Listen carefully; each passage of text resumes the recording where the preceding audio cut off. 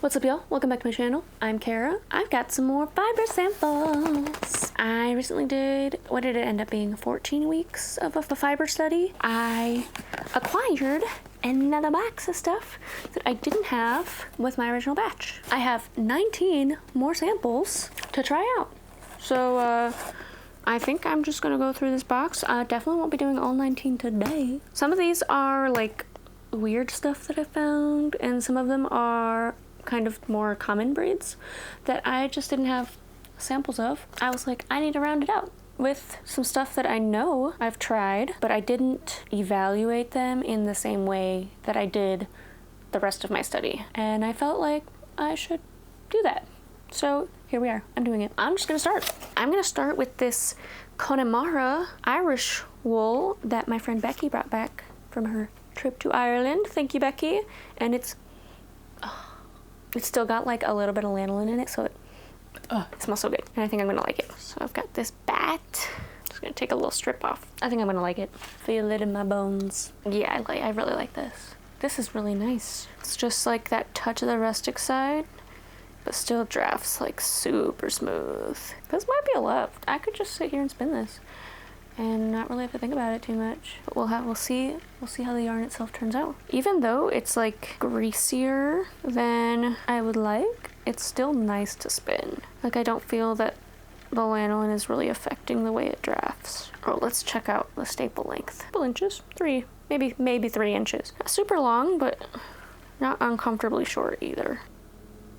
Connemara. That's nice. It's got some good spraying. Touch on the rustic side, so probably not next to skin soft for most people, but I enjoyed that. I enjoyed spinning it, and I like the yarn.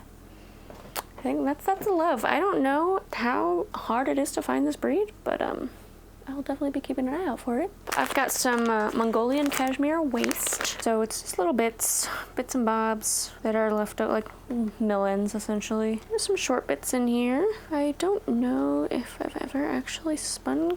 I've spun like faux cashmere, which is just nylon, but yeah, that's really soft. Oh my gosh. It like barely, it doesn't even feel like you're drafting anything. It's so buttery, it doesn't even feel like resistance. I don't know that I've ever even knit with a cashmere blend. It does kind of remind me of Angora with how like nothing it feels. I know, I'm just like wary of like super soft yarns these days because I know that they're gonna pill more. Although pilling has more to do with the length of the fiber, but I do find that softer stuff pills faster. Like I knitted some socks with a plucky cashmere blend, and after one wear they were like crazy pilly, like way pillier than a non-cashmere sock yarn would be. Oh, maybe just cashmere blend for socks is not the move, but I am enjoying spinning it. It is nice and soft. Feels really nice. It spins really easily. I think I prefer this over silk. I think I'm gonna put this in the love category. Maybe be on the lookout for some cashmere blends. Alrighty, there is cashmere. I don't know how I feel about it by itself. Like it's soft, but it's got like that weird on the verge of squeakiness. I'm more used to feeling like faux cashmere, like the nylon based stuff. So in my brain, I'm like, oh, that's what it feels like. But it's really the other way around, that feels like this. So it's like, I need to retrain my brain that this is nice when it's the real stuff. But yeah, I do enjoy that. Not the most springiest, but that's not why you would pick this. You pick this for the softness. I think I would use this for like the inside of sweater collars or like stuff that you're gonna put around your face for sure. That's cashmere. Hi, Goose. Hi, Goose. Okay, bye, Goose. So now the rest of this box I got from Laughing Lamb Fibers, and they have an assortment of so many that you can get in 1 ounce or 4 ounce, and they had some lovely dyed stuff, lots of natural colors, so I was really excited when I found them. So I recommend checking them out if you are interested in doing a study like this. So I'm just gonna pull right off the top. We've got some Corriedale, which I know I'm not like the biggest fan of, but I wanted to include in here so that I was analyzing it, like why don't I like it versus why I like other things. So, and I know that Corrie can have some variation, like there's some really nice Corrie out there. This feels really nice. Maybe it's one of those breeds like Romney where it's got enough variation that it fully depends on the fiber, not really on it being that breed. Because this is nice. I really like this. Maybe I just like Corriedale combed better than carded, because I think I've only ever spun it carded, and this is combed. And I really like this. I'm kind of surprised. Of course, I gotta say, I love this color, this gray. This is really nice stuff. I think if I ever want to spin Corriedale, gotta get this stuff from Laughing Lamb. I think that's a love, and I'm very surprised by that. That's Corriedale. I think this one is gonna be like a love asterisk, because I definitely have Corriedale that I did not enjoy spinning. But this I really loved. I really liked spinning that. Next off the top is White Finish.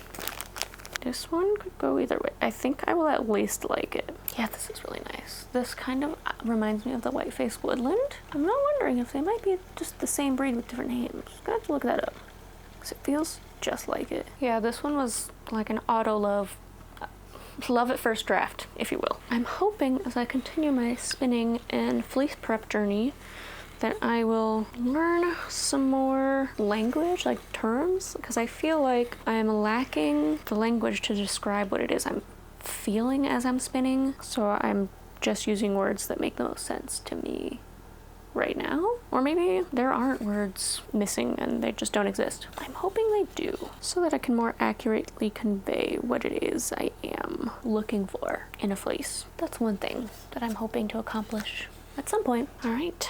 There's White Finish. I love that. I love that. Not the most elastic, but I loved the experience. Last one we're gonna do is some Suffolk. This one's got a couple different textures, but it feels nice. Yeah, I like it. Like, it feels almost just like, it's probably going to be a little bit more rustic and prickly, because it's got those, I don't know if those are guard hairs or, but they're like hairs that are definitely not as fine as the majority of the fiber. That's Suffolk. Yarn came out as expected. It's a little pokier, not like itchy, not quite what I'm looking for. I think this is gonna go in the like okay range, because I enjoyed spinning it, but I don't see myself ever reaching for this for a project. Yeah, not very elastic. Yeah, just overall, like if it didn't have those little guard hairs or whatever they're called, I think it would have been at least in the like, not quite what I'm looking for. So that's Suffolk. Well, that's episode 15 of this. I know there's some in here that I do like, that I just didn't have samples for the original study. So I'm excited to critique them in a way that matches everything else I've done so far. Thanks for watching. I appreciate you. Check out some of the other videos I've done on this series. Happy crafting, and I'll see you next time. Bye.